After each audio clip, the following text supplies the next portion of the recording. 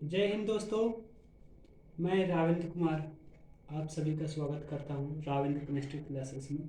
और आज हम हिंदी का दूसरा चैप्टर लेकर के आए हैं, सर्वनाम, जिसको इंग्लिश में बोला जाता है प्रोनाउन। दोस्तों, सर्वनाम का मतलब ही होता है सबका नाम, इसका भी नाम, उसका भी नाम, किसी का भी नाम। तो सर्वनाम की जो परिभाषा होती है, सर्वनाम शब्द से परिभाषित हो जाती है कि सभी का नाम जिस शब्द में आ जाए उस शब्द को ही क्या बोलते हैं, सर्वनाम बोलते हैं। ये तो सिंपल सी भाषा हो गई समझने के लिए। अब परिभाषा क्या है, संज्ञा के स्थान पर प्रयोग किए जाने वाले शब्द को सर्वनाम कहते हैं।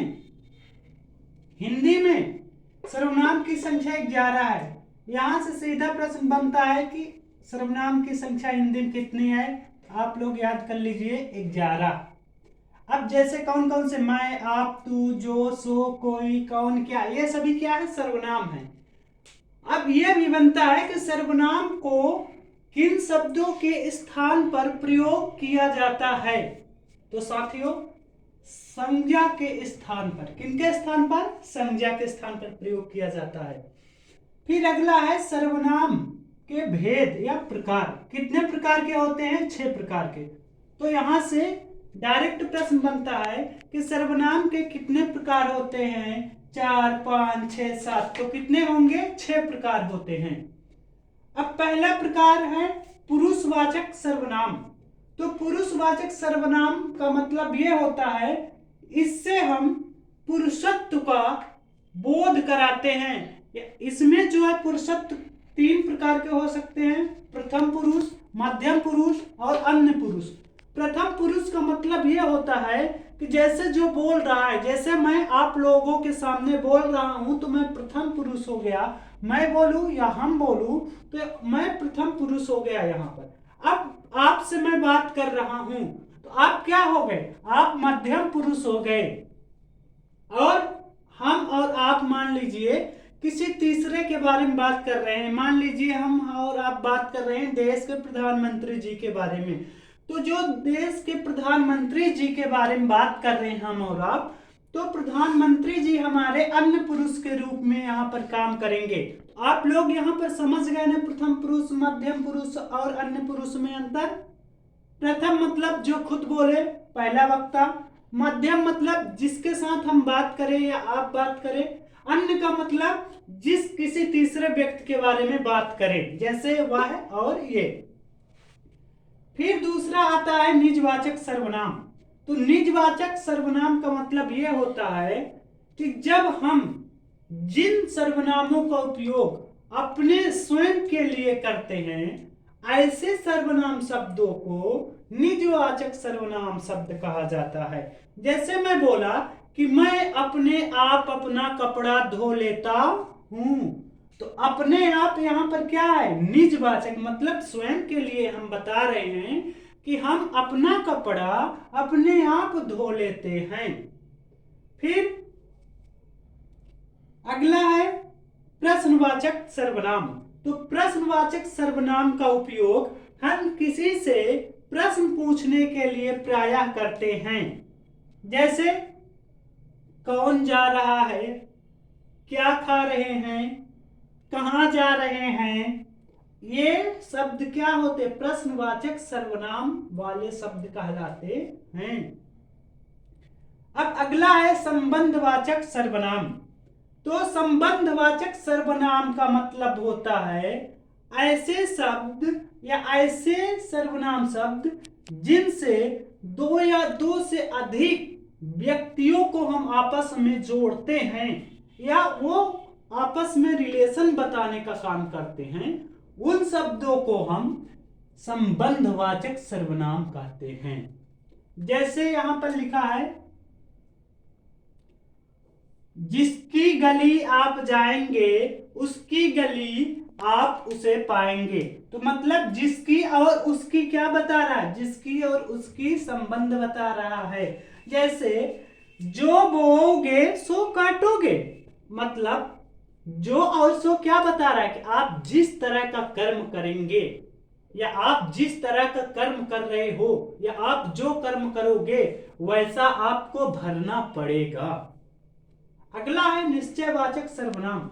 निश्चयवाचक सर्वनाम का मतलब यह होता है कि इन सर्वनामों का उपयोग हम किसी निश्चित वस्तु या व्यक्ति के लिए करते हैं कि वही चीज है। जैसे यह मेरा पेन है, यह मेरी पुस्तक है, तो ये क्या है, यहां पर जो है तो निश्चय है।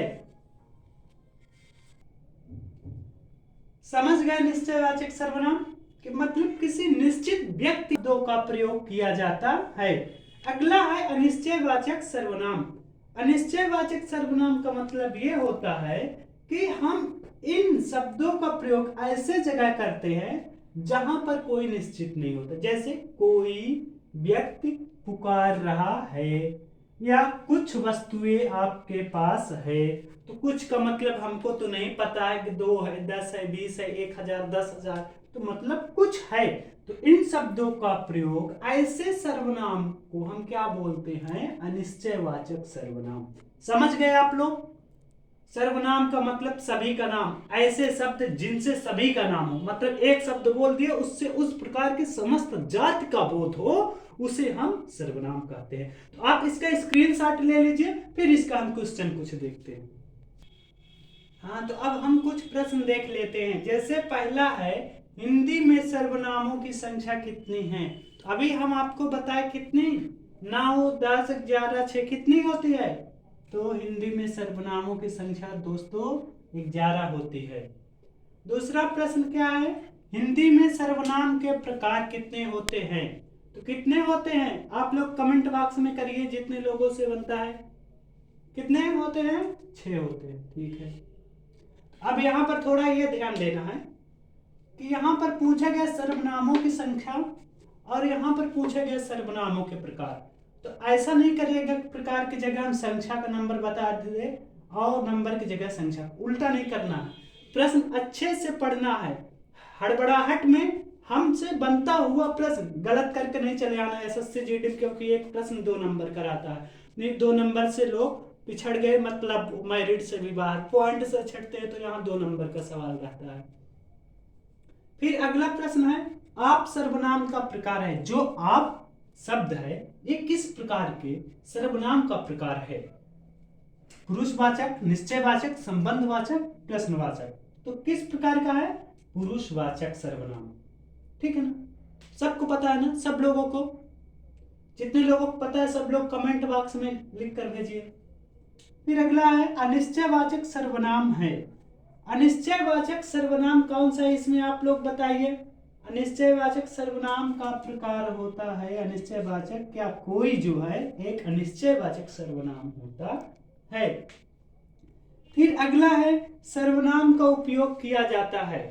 मतलब सर्वनाम का उपयोग किसके जगह पर किया जाता है। पहला है संज्ञा के स्थान पर, दूसरा है विशेषण के स्थान पर, तीसरा दिया है दोनों के स्थान पर, और चौथा दिया है कोई भी नहीं। तो कौन सा दिया है आप लोग पढ़िए, फिर हमें बताइए, फिर हम आगे बताएंगे आप लोगों को। बताइए आप लोग किसके जगह पर, किसके जगह पर, संज्ञा के जगह पर ना। हाँ, संज्ञा के जगह पर जो शब्द प्रयोग किए जाते हैं उन शब्दों को हम क्या बोलते हैं, सर्वनाम बोलते हैं, या ऐसे शब्दों को सर्वनाम कहा जाता है।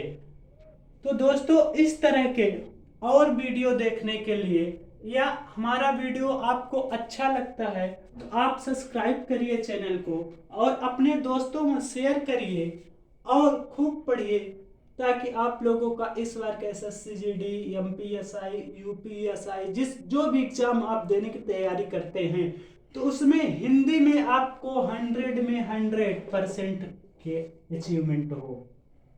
और हमारा प्रयास यही है कि आपको हम 0 से हीरो तक पढ़ाएंगे। आप 0 होंगे तो 0 लेवल से हम आपको हीरो लेवल तक की हिंदी यहाँ पर बताएंगे। और आप लोग कितना भी कर लीजिए, कोई भी बुक आपको यहाँ से इस तरह बता दिया जाएगा कि आप हर बुक के मास्टर हो जाएंगे हिंदी सब्जेक्ट के। तब तक के लिए सब लोगों को बाय बाय, टेक केयर, मिलते हैं फिर अगले वीडियो में। तब तक के लिए नमस्कार।